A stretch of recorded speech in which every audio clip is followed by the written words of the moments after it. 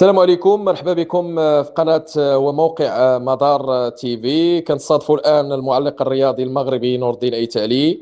نور الدين، ما هي آخر مستجدات المنتخب المغربي، وما رأيك في اللائحة الموسعة المسربة للمنتخب المغربي، وكيف ترى التحاق الموهبة المغربية أيوب بوعدي بأسود الأطلس بشكل رسمي، وكيفاش كتشوف حظوظ المنتخب المغربي في المونديال؟ اولا شكرا لموقع وقناه مدار تي في على الاستضافه. انا كنظن بان المنتخب المغربي حاليا يمر من مرحله مفصليه على بعد ايام قليله فقط من المونديال. الحمد لله المؤشرات كانت مبشره في المواجهتين الوديتين الاخيرتين امام الباراغواي والاكوادور. المنتخب المغربي عنده مجموعه من اللاعبين المميزين، وكذلك التحاق ايوب بوعدي نجم نادي ليل اللي كيتعتبر واحد من ابرز واهم المواهب في كرة القدم الفرنسية والأوروبية والعالمية، واللاعب اللي كتبلغ القيمة ديالو 50 مليون دولار. اختياره المنتخب المغربي أعتقد سيعطي إضافة لوسط الميدان المنتشي في الفترة الأخيرة بتواجد المرابط، بالإضافة إلى العيناوي وكذلك محمد ربيع حريمات ومجموعة من اللاعبين في وسط الميدان اللي عندهم إمكانيات كبيرة وكبيرة جدا. لذلك يمكن القول بأن المنتخب المغربي سيعد العدة كما ينبغي للمونديال. نعلم جميعا بأن القائمة الأولية تم الإعلان عنها من طرف المدرب محمد وهبي، والتي تضم 55 لاعب. الأخبار والتسريبات تقول بأن مجموعة من اللاعبين عادوا للمنتخب المغربي، على رأسهم سفيان بوفال الذي يتألق هو الآخر في الدوري البلجيكي، واعتقد بأنه أيضا يستحق أنه تكون له مكانة رفقة المنتخب المغربي رغم صعوبة المهمة، لأنه مكان سفيان بوفال في لاعب من قيمة عبد الصمد الزلزولي الذي يقدم موسم استثنائي بأهدافه بتمريراته وبمهارته الفردية رفقة نادي ريال بيتيس. طبعا التربص الإعدادي سينطلق بعد أيام قليلة من الآن، وبعد ذلك ستكون مواجهة يوم 26 أمام منتخب بوروندي. ستكون مباراة مغلقة ولن تبث تلفزيونيا، وستكون بمثابة مواجهة تدريبية المنتخب المغربي من أجل الوقوف على بعض النقاط التكتيكية والفنية. بعد ذلك ستكون مواجهة أمام منتخب مدغشقر في الثاني من هذا الشهر هنا في المغرب، قبل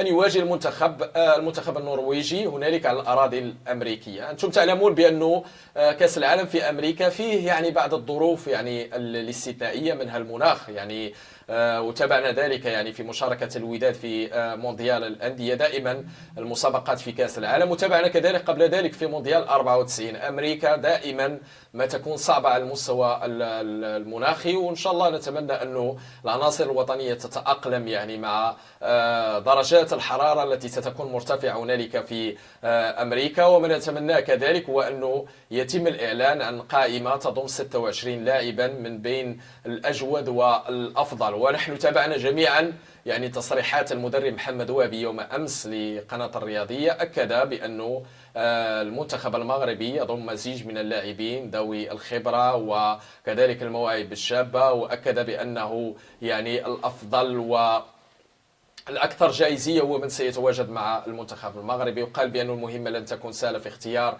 اللاعبين. وأكد كذلك بأن اللاعب أيوب بوعدي سيكون إضافة كبيرة وكبيرة جدا، مع التأكيد على أن أشرف حكيمي سيعود في القريب العاجل، وقد يكون حاضر كذلك في نهائي دوري أبطال أوروبا. غياب كذلك نايف أكرد اللي يعتبر صمام أمان دفاع المنتخب المغربي أيضا سيعود، لكن يحتاج إلى بعض الراحة خلال الأيام القادمة، وأعتقد بأنه قد لا يكون موجودا حتى في التربص الإعدادي القادم. دون نسيان أنه أكد أيضا بأنه منير المحمدي يعتبر عنصر أساسي في خيارات المنتخب المغربي، وسيكون أعتقد بنسبة كبيرة منير المحمدي. شخصيا أرى بأنه ياسين بونو، منير المحمدي، وأحمد رضا التقنوتي كحارس ثالث الذي يتألق كذلك رفقة الجيش الملكي، وتنتظر بالمناسبة مباراة نهائية أمام ماميلودي ساندوز. نتمنى له إن شاء الله كامل التوفيق يوم غد للفريق العسكري من أجل حيازة اللقب الثاني. أنا كنشوف بأن المنتخب المغربي الجائز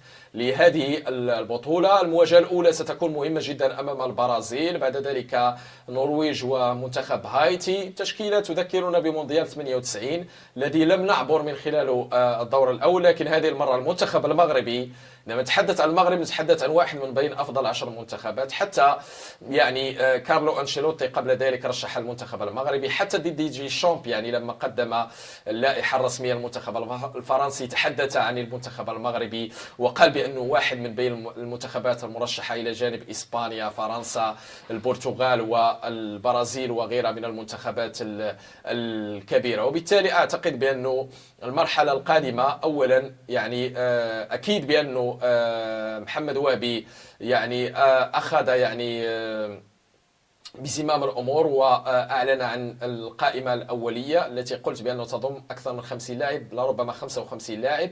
وبعد ذلك يعني ستتقلص القائمة في بعد مواجهة بوروندي إلى 30 لاعب، وبعد ذلك إلى 26 لاعب قبل ضربة البداية وقبل يعني التنقل إلى الديار الأمريكية من أجل بداية المونديال. في الحقيقة صفقة يعني أو يعني تغيير الجنسية لمحمد وهبي أو موافقة الفيفا على تمثيل اللاعب أيوب بوعدي للمنتخب المغربي هي إضافة كبيرة جدا. المنتخب المغربي لاعب شاب 18 عام أمامه مستقبل زاهر كرويا، نتمنى إن شاء الله أنه هذه فرصته في المونديال باش يبين كذلك للمنتخب الفرنسي وديدي شامب الذي لم يقم باختياره بأنه كان يستحق التواجد في المونديال، وهذه فرصته إن شاء الله يعني رفقة المنتخب المغربي من أجل الظهور والبروز. ونتمنى إن شاء الله التوفيق للمنتخب المغربي في المحفل العالمي بتواجد إن شاء الله أبرز وأفضل اللاعبين المغاربة في المونديال القادم. وإن شاء الله نتمنى أنه المنتخب يصل إلى ذروة الانسجام في مواجهة بوروندي وكذلك مدغشقر، وبعدها أيضا مواجهة المنتخب النرويجي اللي يعتبر واحد من بين أفضل المنتخبات في العالم، وسيكون يعني اختبار حقيقي. نتحدث عن النرويج نتحدث عن اسكتلندا، وبالتالي نفس المدرسة. لذلك مهم جدا مواجهة منتخبات من هذا الحجم قبل ضربة الانطلاقة في المونديال، وإن شاء الله يكون خير. وإن شاء الله المنتخب المغربي على الأقل سيكون من بين 8 الكبار في المونديال القادم.